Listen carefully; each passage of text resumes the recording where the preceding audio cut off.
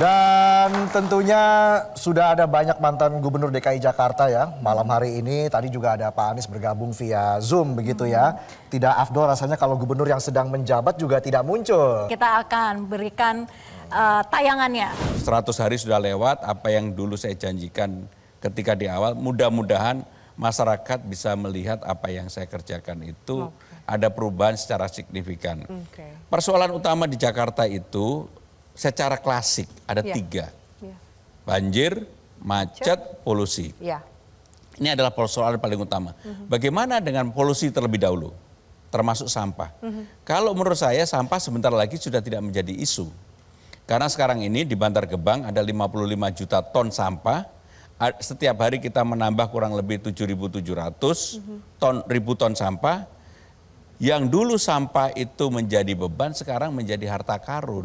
Ada nilainya. Karena ada perubahan teknologi di negara-negara di mana saja. Sekarang orang cari sampah. Bahkan sekarang hampir setiap minggu saya pasti punya tamu dari luar negeri yang pengen mengelola sampah yang ada di Indonesia. Karena bisa menjadi insenerator, pembangkit listrik tenaga sampah.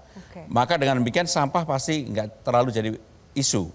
Kalau sampah bisa menjadi tenaga listrik, maka yang pembangkit listrik yang ada di sekitaran Jabodetabek ada 16 ini, termasuk Suralaya yang menggunakan bahan bakar batu bara, nanti pasti kami tutup. Karena udah cukup menggunakan listrik yang bisa dari sampah ini. Sehingga dengan demikian apa yang disampaikan oleh Bapak Presiden Prabowo untuk urusan sampah, Jakarta betul-betul siap untuk mensukseskan apa yang menjadi program pemerintah pusat dalam hal ini Pak Presiden Prabowo. Sehingga dengan demikian untuk urusan polusi sampah akan teratasi. Kemacetan, kenapa kemudian kami membuka yang namanya Trans Jabodetabek? Supaya orang mau berpindah dari menggunakan kendaraan pribadi menjadi menggunakan kendaraan umum. Maka kemudian kami bukalah beberapa transportasi dan sebagainya. Kalau ini sudah bisa dilakukan, karena gini, di Jakarta ini sekarang konektivitasnya sudah 91%. Tapi yang digunakan baru 21%. Maka inilah yang akan kami naikkan. Nah, di dalam kota Jakarta ada 15 golongan sudah kita gratiskan. Termasuk ASN.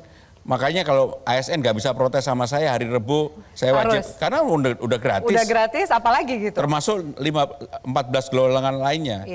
Nantinya kalau Trans Jabodetabek sudah jadi, 15 golongan itu tidak hanya Jakarta tapi di luar Jakarta juga. Karena problem macet di Jakarta itu pagi hari ada 4 juta orang masuk ke Jakarta, sore hari mereka pulang ke kediamannya masing-masing. Itulah penyebab kemacetan utama.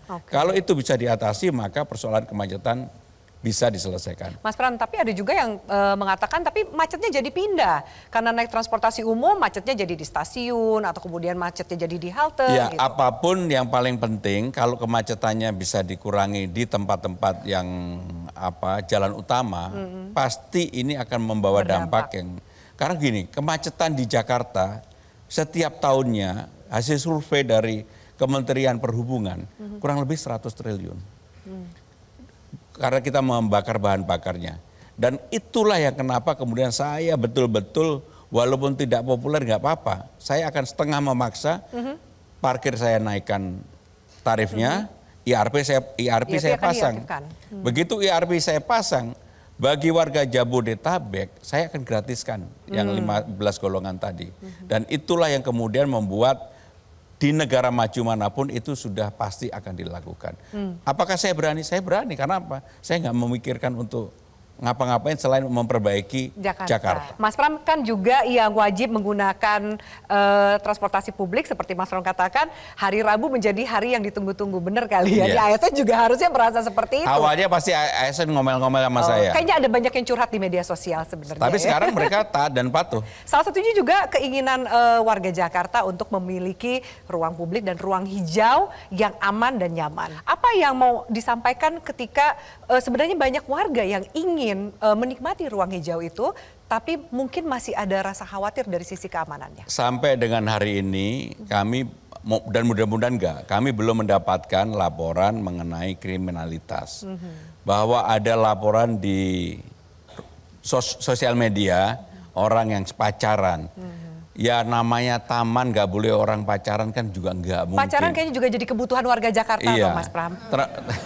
Ya bener gak? Tepuk tangan dulu dong.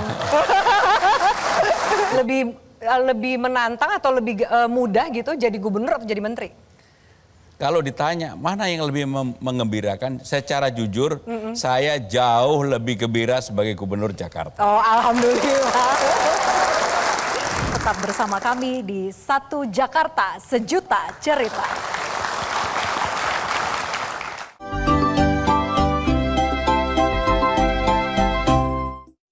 Jelajahi cara baru mendapatkan informasi. Download Metro TV Extend sekarang.